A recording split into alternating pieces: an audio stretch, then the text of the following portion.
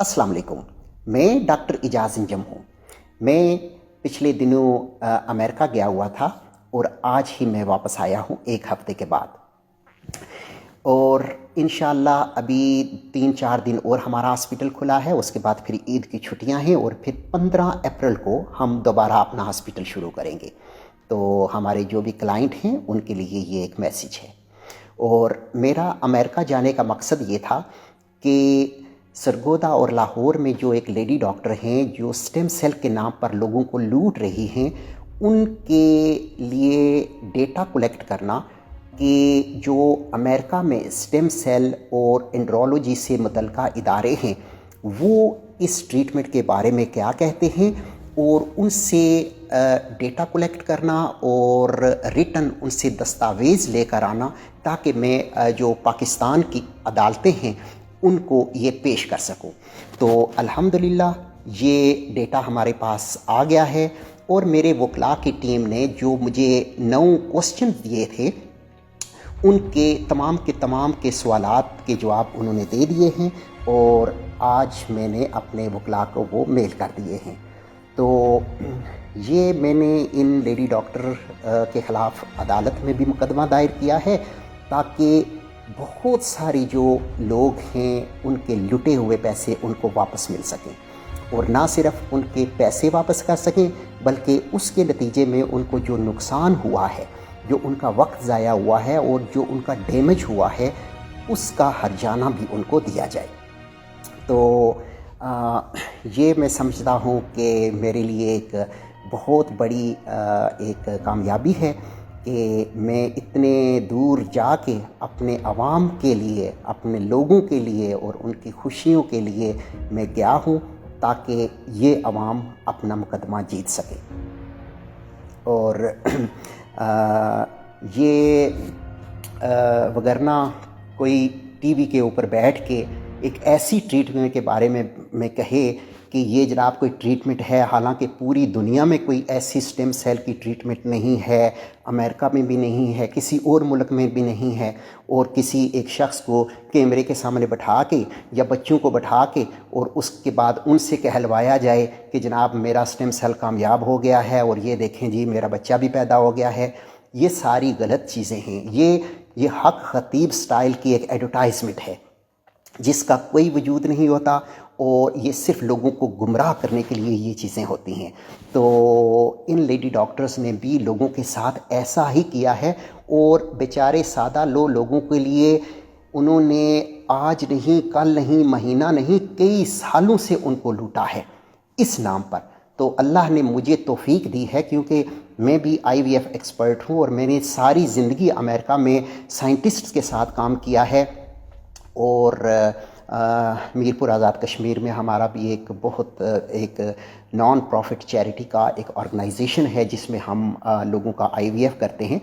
तो मुझे अल्लाह ताला ने ये समझें कि ज़िम्मेदारी दी है कि मैं लोगों को उनके हकूक़ दिलाऊं और उनको इस जुल्म से बचाऊं। और मेरा भी इन लेडी डॉक्टर से एक मशवरा है। मैं उनको एक मशवरा देना चाहता हूँ कि अगर ये बेचारे सादा लोग नहीं जानते या जो मेडिकल की कुछ कम्युनिटी जो आपके ख़िलाफ़ नहीं बोलती है तो कम से कम आपको तो पता है ना कि ये ट्रीटमेंट कुछ भी नहीं है।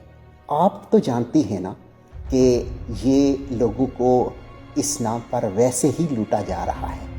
आप तो रात को सोने से पहले अपने ज़मीर से ये कहती होंगी ना कि कितने लोगों को आज मैंने चूना लगाया है। और शायद आपके बच्चों को भी पता हो, शायद आपके जो अमला है उसको भी पता हो। इस चीज़ को आप अपने ज़मीर की आवाज़ समझ के आप इसको तर्क कर दें क्योंकि ये जो है वो दुनिया और आखिरत में आपके लिए अच्छा नहीं है। क्योंकि दुनिया में आपको रसवाई होगी अदालतों के ज़रिए से, लोगों के ज़रिए से, और आखिरत में तो इसका बहुत बड़ा अज़ाब है। अगर आपके बच्चे हैं तो आपके बच्चे आपके अगर ये पैसे जो आप ये लेते हैं लोगों से लूट कर वो अगर इस्तेमाल करते हैं तो वो दुनिया के लिए भी उनके लिए नुकसानदेह हैं اور آخرت کے لیے بھی ان کے لیے نقصان دہ ہیں۔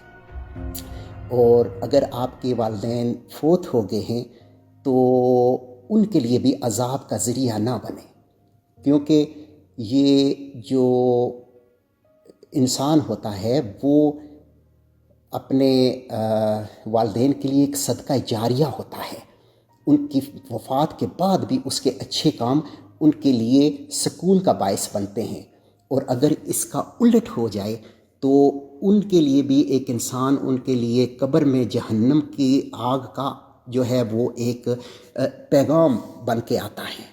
تو آپ اپنے والدین کے لیے بھی قبر میں جہنم کی آگ کا باعث نہ بنے، ان کو سکون دینے کا باعث بنے۔ یہ میرا آپ سے ایک مخلصانہ مشورہ تھا، کیونکہ صرف آپ ہی جانتی ہیں کہ آپ جو کر رہے ہیں وہ غلط ہے، اور پھر اس کے بعد یہ اتنا کچھ کرنے کے بعد پھر آپ مذہب کے پیچھے چھپنے کی کوشش کریں، جی مدینے سے مجھے کال آتی ہے، میرا دل ادھر چلا جاتا ہے، یا ویسی عمرہ کرنے کے لیے چلے جائیں تاکہ لوگوں کے آنکھوں میں دھول جھونکیں کہ جناب میں تو بڑی نیک انسان ہوں۔ لیکن جو حقیقت ہے وہ یہ ہے کہ یہ جو سٹیم سیل کے نام پر ہزاروں لوگوں کے پیسے لوٹے گئے ہیں وہ بالکل غلط طریقے سے لوٹے گئے ہیں۔ اور میں اس کو رمضان کے مہینے میں، اب یہ رات کا وقت ہے، عبادت کا وقت ہوتا ہے، لیکن میں اس چیز کو زیادہ عبادت سمجھتا ہوں کہ میں لوگوں کے پیسے بچاؤں اور لوگوں کو اس فتنے سے، اس فساد سے آزاد کرواؤں۔